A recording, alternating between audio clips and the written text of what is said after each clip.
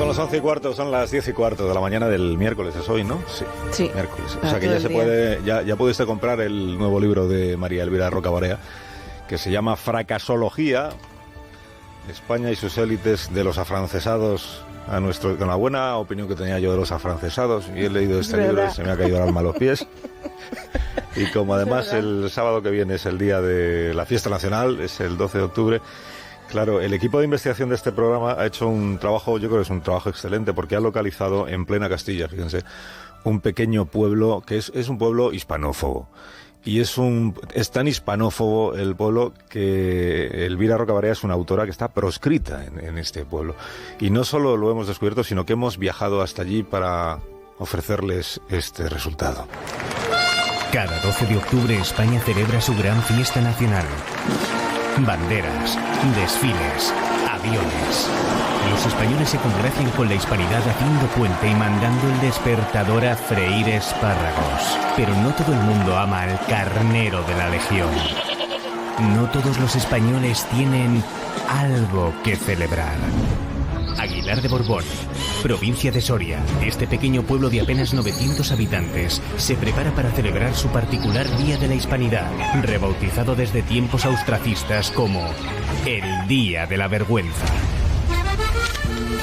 Su alcalde nos recibe en la Biblioteca Municipal, un lugar donde ocupan un sitio preeminente antiguas ediciones de obras de Voltaire, Rousseau y Montesquieu, bajo un retrato al óleo de Pepe Botella. Le preguntamos por ello al regidor municipal. François, mejor llámeme François. Mire, yo le explico. Aquí hemos sido siempre muy afrancesados. Desde el siglo XVIII, el idioma cooficial de Aguilar es el francés. Solo bebemos vino de Borgoña y cuando perdemos algo es porque era mejor perder. ¡Ay, si este país cainita y de bárbaros hubiera seguido el camino que nos enseñaron los sabios e ilustrados galos! Las calles de esta localidad están desiertas. Desde 3 días antes del 12 de octubre, los vecinos acostumbran a esconderse en sus casas para rumiar su bochorno.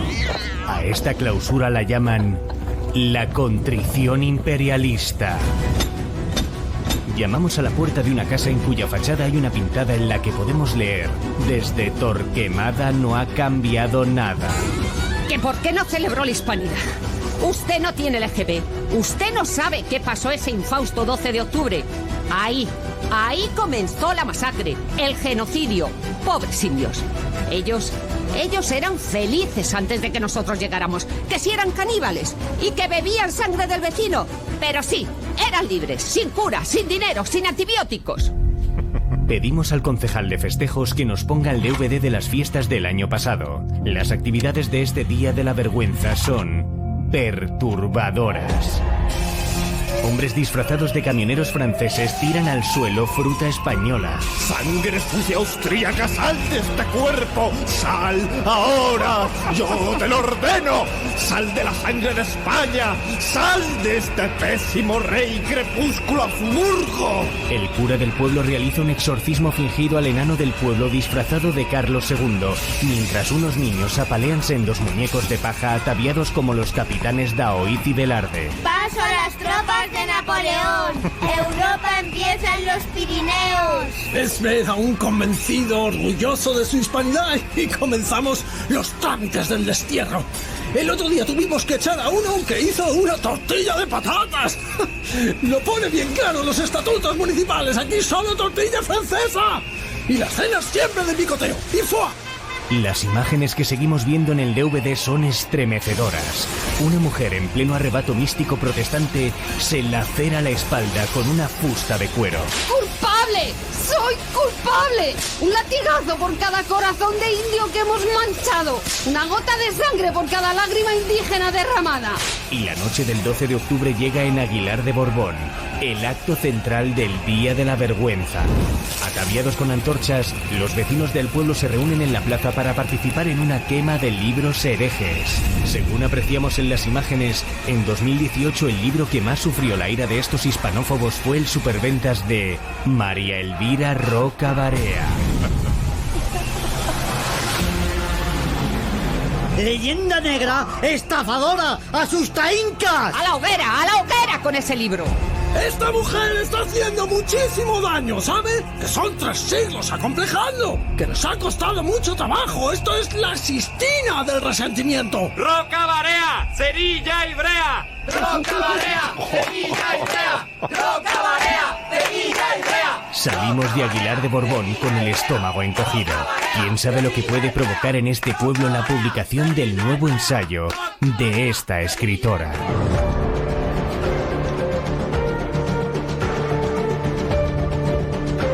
Elvira Roca Barea, que triunfó con Imperiofobia, se ha convertido en una institución en nuestro país. Hablamos con ella en este programa cuando Imperiofobia se convirtió en lo que hoy ya es, pero que ahora ha publicado Fracasología, que es el premio Espasa de este año 2019. Hola, Elvira, buenos días. Hola, buenos días. Bienvenida. Os habéis pasado un poco, ¿no? Os habéis pasado. ¿Tú crees? Creo que sí. ¿Por qué? Bueno, pues porque creo que no llega la sangre al río en esos extremos y que y uno de mis empeños, que es la pacificación, digamos, de nuestra relación con la historia de España, si insistimos en promocionar estas versiones aquelárricas y de autos sacramentales en un sentido o en otro, poca pacificación vamos a tener. Fíjate que yo hasta ahora siempre me acordaba de eso, de qué poco nos queremos los españoles a nosotros mismos, que es una frase pues muy de uso común. Pero después de leer tu libro, bueno, voy por el entierro de Lope, también te digo que no he terminado todavía de leerlo. Voy por el entierro de Lope. Pero después de empezar a leer tu libro, en realidad lo que digo es qué permeables hemos sido los españoles a la propaganda anti-española, a la propaganda de otros países que lo que siempre han intentado es controlar el nuestro, ¿no? Sobre todo Francia. Bueno, en defensa propia. Quiero decir que, evidentemente, las relaciones entre las naciones, como decía Raymond Aron, se basan en que unas están en condiciones de imponer su voluntad a otras. Es tan básico y tan tonto como eso. Y es lógico que uno defienda su posición y defienda sus intereses nacionales, y normalmente cuando defiende los propios, estos suelen colisionar con los ajenos. Los de España y Francia han colisionado a lo largo de muchísimo tiempo.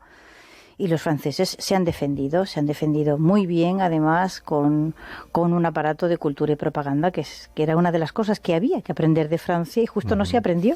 Justo lo que se vino a aprender fue la visión de España que en Francia había, y no se intentó copiar, que aquello había que copiarlo, cómo se construyó el gran aparato de la grandeur, como dice Antonio Escotado, cómo se hace eso de ir en primera con un billete de segunda, que es lo que han hecho los franceses a lo largo de mucho tiempo. Claro, yo del comienzo de tu libro, tú empiezas con lo que es la guerra de sucesión española, es decir, la muerte del último de los reyes de los Austria, de los Habsburgo, sin descendencia, y la pugna que está muy de actualidad en nuestra vida pública a raíz de Cataluña y de 1714, la pugna entre el Borbón, que es Felipe V, que es quien acaba quedándose con el trono, y el archiduque. Y hay un personaje fascinante en el comienzo de tu relato, que es el embajador francés fascinante, en Madrid, Henri de Harcourt, que es un tipo listísimo, habilísimo, fantástico, que consigue darle la vuelta a la situación, y cuando parecía que la cosa se iba a decantar del lado de los alemanes, pues acaba consiguiendo el partido francés. Es el que consigue, pues que al final sea Luis XIV el que se hace con el control de nuestro país. Fíjate que afectado estamos, que tú acabas de decir, de los alemanes. Sí. No eran alemanes en absoluto, esa era la propaganda francesa. Claro, claro. Fue un acierto total por parte de Luis XIV enviar a Harcourt, y fíjate que ellos mismos reconocen en ese cruce de cartas que yo he citado ahí, que no hay nadie partidario de un rey francés en España. O sea, no hay un solo partidario de un Borbón aquí. O sea, que es que hay que crear ex nihilo un partido que no existe y tejer una red de personas influyentes que apoyen esa opción, y terminó consiguiéndolo. De todas formas, aquella era una tesitura histórica en la que España iba a combatir en los dos bandos, y por lo tanto iba a perder. O sea, es que no es una de esas situaciones en las que gane quien gane, pierdo yo. Es una tontería pensarlo, pero que es así. O sea, el país iba a pagar aquella guerra, la ganara quien la ganara, y las consecuencias de aquella guerra igualmente las iba a pagar España. Eso lo tenía clarísimo Luis XIV, tenía clarísimo que aquella guerra era España la que iba a cargar con los gastos y las pérdidas humanas. Y luego se equivocó un tanto, porque Francia salió también, o sea, aquello le costó a las arcas francesas mucho más de lo que él había pensado, pero bueno, apostó fuerte, costó mucho, pero ganó. Eres muy crítica con los intelectuales de la España de entonces y de los años que vinieron después. ¿Por qué? Porque no fueron capaces de defender lo nuestro.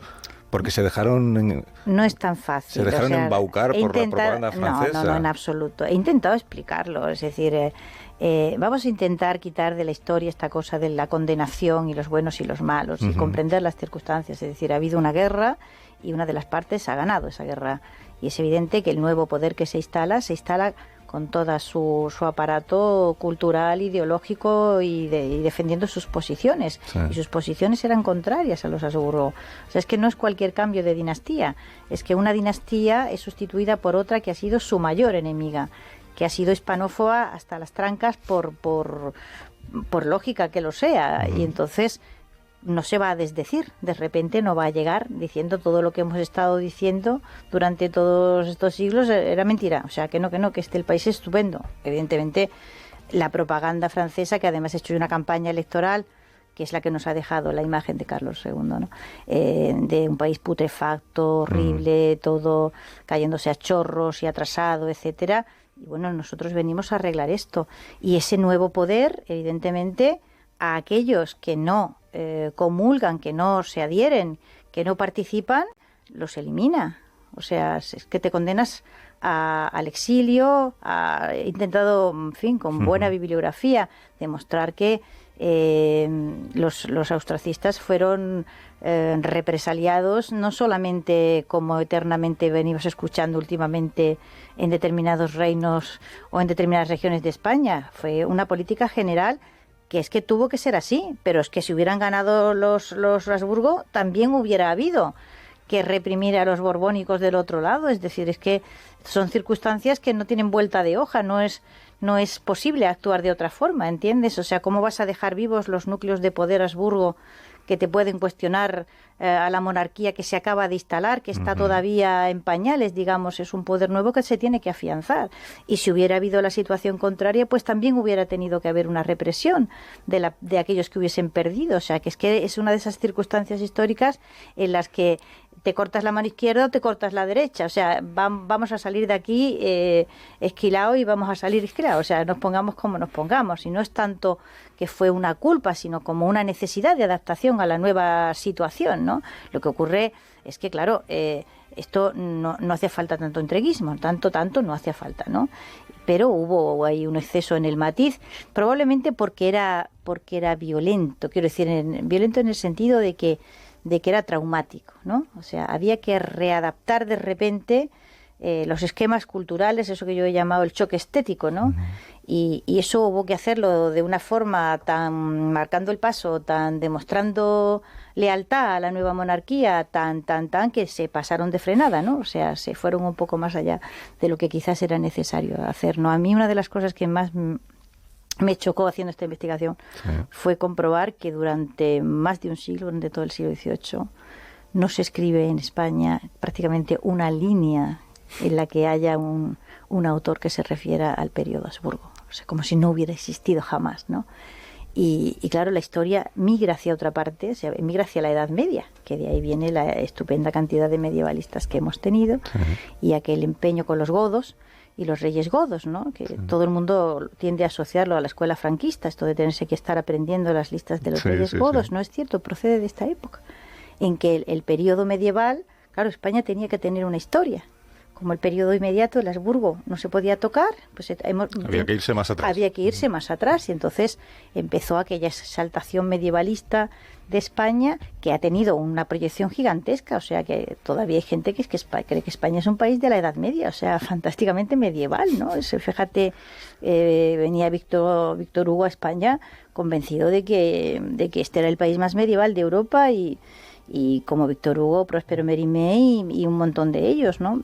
Son circunstancias que son comprensibles, y que lo importante o lo que yo intento con este libro es que se entiendan algunas cosas que han dejado inercias en el presente y continúan. Entonces, a ver si entendiéndolas podemos, digamos, maniobrar, ¿no? Cuando dices que continúan es porque seguimos pecando de una cierta devoción o fascinación acrítica hacia lo francés, por ejemplo. Siempre lo vemos como el país de la modernidad, el que no tiene debates territoriales, el que siempre está un paso por delante de nosotros. Y al contrario, pecamos de exceso de crítica hacia lo nuestro, ¿no? Seguimos viéndonos un poco atrasados, siempre parece que tenemos que dar explicaciones de lo que somos. Claro, es estar intentando constantemente ajustar el paso a aquello que se considera un nivel de civilización superior o un nivel de primera división, pero nosotros estamos detrás. Claro, es imposible, el país nunca va a poder ser como Francia, es imposible, ¿entiende? Pero es que Francia tampoco va a poder ser nunca como Gran Bretaña, ni los alemanes como los franceses, o sea, vamos a estar siempre mal e incómodos si nos pasamos la vida entera intentando ajustar nuestros parámetros a los de otros países, porque es de todo punto imposible que nos reprogramemos. Y entonces hay una cierta parte de la intelectualidad española que ha estado toda la vida proclamando la necesidad de una reprogramación. Es una cosa bastante tonta porque ha habido generaciones de literarias, por ejemplo la generación del 27, no es una generación que es totalmente moderna, absolutamente moderna, la más moderna del mundo, y tuvieron siempre un pie en la tradición española y un pie en el romancero, y yo siempre pongo el ejemplo de Lorca, ¿no? Volvimos a producir un autor de proyección universal con un pie en la copla tradicional y otro en Poeta en Nueva York. Y los españoles han podido ser siempre tremendamente españoles y tremendamente modernos, y en el momento en que se desacomplejan y se les quita esta cosa en la cabeza de que tenemos que estar reestructurándonos para que no parezca que somos raros, diferentes o tal, que entonces hay que mimetizarse con el medio. No, cuando el español no se quiere mimetizar y se desacompleja, sale una genialidad, como la generación del 27, ¿no? Pero es una generación, entonces en muchos siglos, digamos, lo que tenemos es una insistencia, y luego el franquismo volvió otra vez a caer en el mismo asunto de la anomalía, la excepcionalidad. En este caso también casi fue un argumentario, ¿no? O sea, siendo el país como es, una pura África salvaje e incapaz de adaptarse se justifica que necesita una mano de hierro. Eso, o sea, esto no se puede gobernar con normalidad, ¿no? Porque no sabemos. No puede ser, no puede ser. Convivir en libertad. Exactamente. Necesitamos que alguien nos diga lo que tenemos que hacer. Entonces, esa es una argumentación extraordinariamente peligrosa, y yo he intentado combatirla en este libro con toda mi alma.